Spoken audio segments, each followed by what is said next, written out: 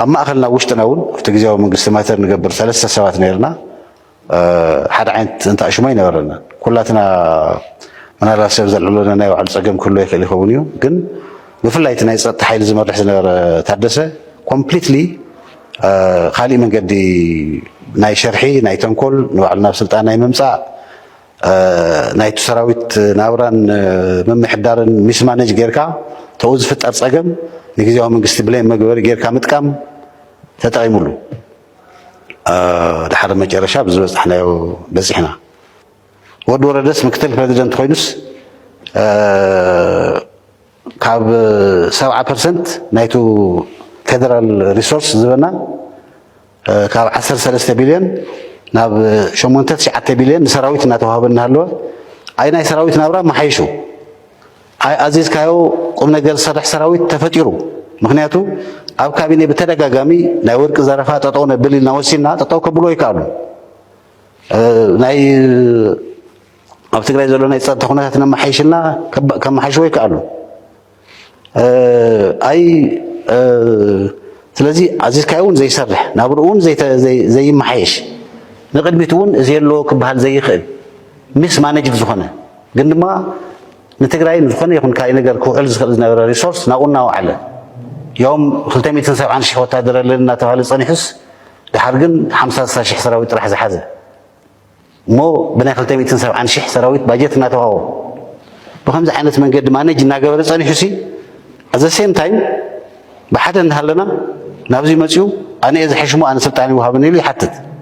تما خلاي من قصد ما ارسل سلطان حازيلو بخمس عينت من قد زمص سب زمرحو غزاو منغستي بمنم عينت من قد لو تكمص يخل لوت كم صيخل تزرعي زلو نسيو the only بناتي مزازنا ناب سلطان ممصا وانا انت اشمو نسو ناب سلطان ممصا يو باي ذا واي اغرا منغدو اب تقداماي غزياو منغستي والا ጌታቸው ክንደና ወደ ወረደ ስልጣን ይኖር ዋላ ጌታቸው ምክንያቱ ናይ ኢንቨስትመንት ኮሚሽን ቦርድ አካባቢ ናይ እንደ ዝኾነ ተፈጠረት ኮሚሽን ናይ ኢኮኖሚ ናይ መሬት ኮሚሽን ተልያሱ ይዝጥንፋ ናይ ማዕድን ኮሚሽን ተልያሱ ይዝጥንፋ ህዝተን ኢኮኖሚክ ዝበሃላ ኮሚሽናት በሙሉን ናይ ተመዛበልቱ ይዝካተል ኖ ናት ዝኸም ዝመሰለ ስልጣን ዝሓዘ አፍቶ ዋንቲ አነ እንታይ ሰሪሕ ክብል ዝግቦ ሰብ አነ ይሕሽሉስ ማመልከቻ ቀሪውስ በተማመልከቹ መሰረት بل صحافة انتباهيلو كمص نكرايم ريورد مغواري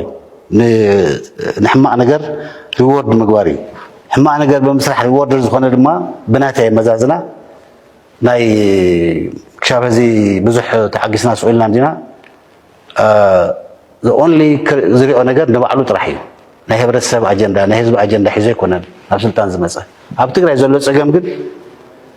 ህዝብ ሳቲፍካ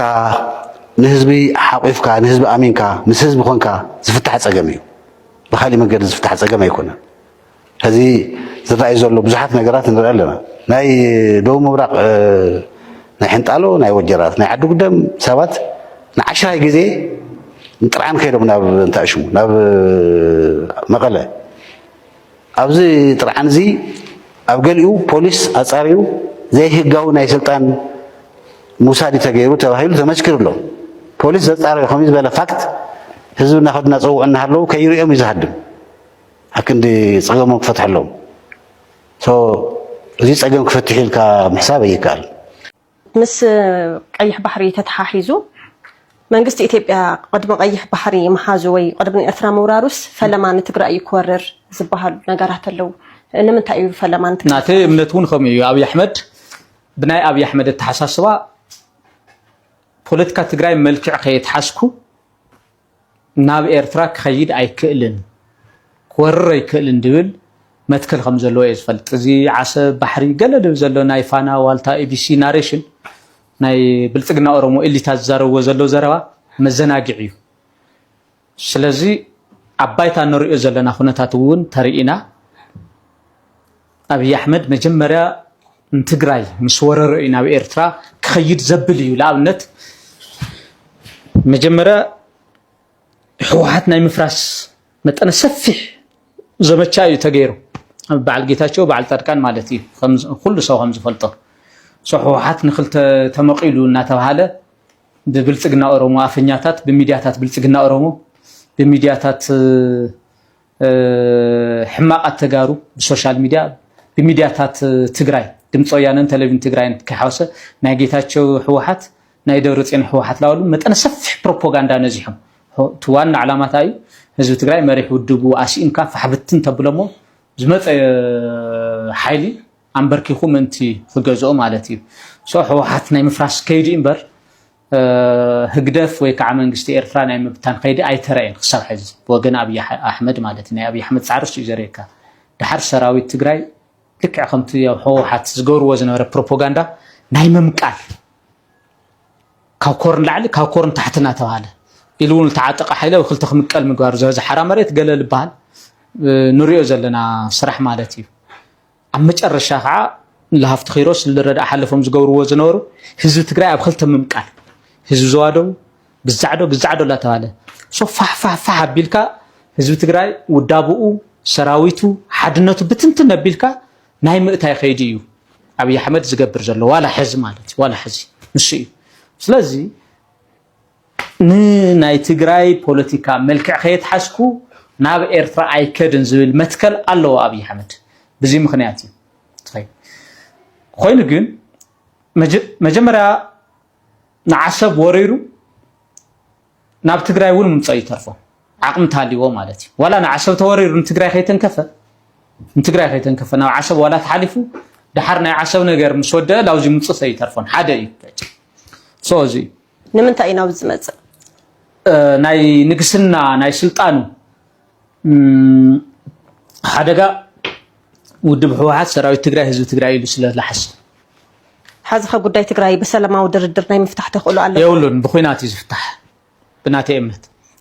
አብይ አሕመድ ናይ ሰላም ሓይለ ይኮነ حز ትግራይ ኩናት ናይ ምሽካ መንገድ ኣለዋ ድዩ ቀድም حز እውን እኮ እዚ ኩሉ መፈነቃል ይኹን እዚ ኩሉ ናይ ሉዓላውነት መሬት በጥሓስ ዝመፀ በሰንኪ ኩናት እዩ حز እውን ኩናት ኣብ ትግራይ እንተዳ ተኸሲቱ ካብቲ ዝነበረ ዝገደደ ነገር ከም ዘይክሰት ይመረጋገጽ ኣሎ ጸላእትና ብሓደ የለውን ለአና ለትግራይ በጣም ዝወقዓ ክልተ ነገራት እዮም ሓደ መሪሕነት ህወሓት ኣብ ድሕረት ኣብ እምነት ዝተመስረተ ፖለቲካ ይኽተል ስለ ዝነበረ ህወሓት እዩ ሻዕብያ ይወረናን ክልላት ክሕግዛና እየን ኣብይ ናይና ሰብ እዩ ዝብል ዘይረብሕ እምነት ነይሩ ሓውስ ሃይማኖታዊ እምነት እዩ ዝመስለካ በጣም ትስከፍ ናይ ህወሓት ጌጋ ተሓስተ ኣለኻ ሰውነትካ خالي ነገር ይዞረካ ትጽየፎት ናይ ህወሓት ጌጋስ መሰከፈው ዓለም ተራይ ዘይፈልጥ ፖለቲካዊ ጌጋ እዩ خላይ ዘጥቃዕና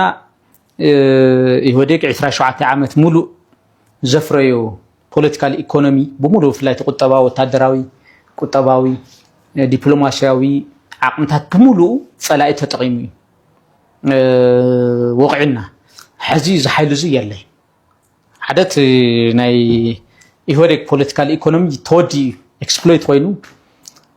ኤክስትራቫጋንት ኮይኑ ተወዲ የለ ቦቱ ኤክስፕሎይት ኮይኑ ከላይ ሁሉም ቶም ላና ዘጾንና አካላት በሓደ የለው ኳዳስ ንርሶም ይናቆሩ እዮም ዘለው በአንጻሩ ህዝብ ትግራይ ህዚ ወታደራዊ ኃይሉ ህዝባዊ ሓድነቱ ፖለቲካዊ ሓድነቱ እውን ኣብ ዝሐሸ